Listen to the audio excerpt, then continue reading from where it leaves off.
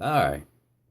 It's about time that us human beings fix what we've totally screwed up when it comes to this dating thing, okay?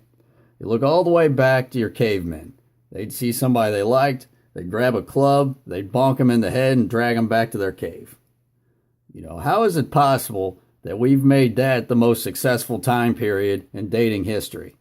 Now we have all these ulterior motives, personal insecurities, and just straight BS. I know what some of you guys are thinking.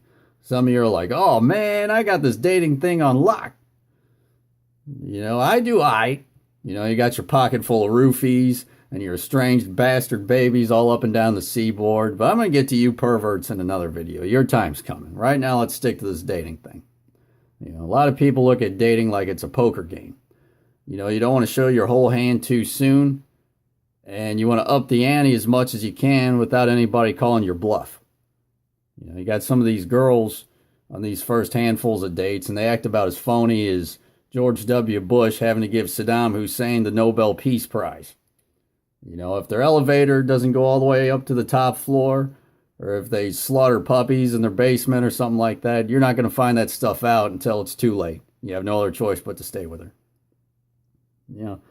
Guys, we don't have enough room to talk. A girl will take out a guy, and she'll have to find little tidbits of information out as she goes. Stuff like the cool car that he used to pick her up in was stolen. He's unemployed. He lives in his mom's basement, and he has herpes. She's going to have to find that information out as she goes, unfortunately. Guys are funny on dates. Many, many guys, not all of them, but many guys have that one thing on their mind. They try to spend the whole day trying to convince the girl that he's thinking about other stuff, and he's about more than just that. The girl will drag him to the zoo. She'll be like, ooh, these baby chinchillas are nice. They're very cute. And the guy's like, oh, Christ. What are these? Freaking animals or something? I don't even know. Oh, this better pay off. She'll drag him off to the museum. They'll be looking at canvas paintings of naked ladies. And she'll be all examining the time period.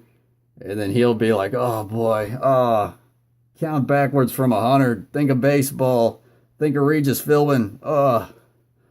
It's pretty hilarious.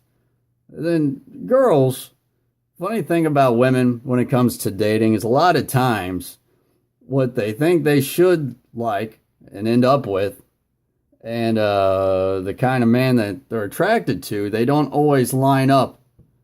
So she'll end up with this asshole, and then you'll get that common scene where she's on the phone with those poor bastards that she's locked in the friend zone, talking about how big an asshole the person that she's dating is. And the poor guys will be trying to pick apart anything that they can with the guy, like, oh, yeah, I heard he's a devil worshiper. Trying to do whatever they can to get in there. Common occurrence. But anyway, we just have to fix the BS, the phoniness, and get back to the way dating should be.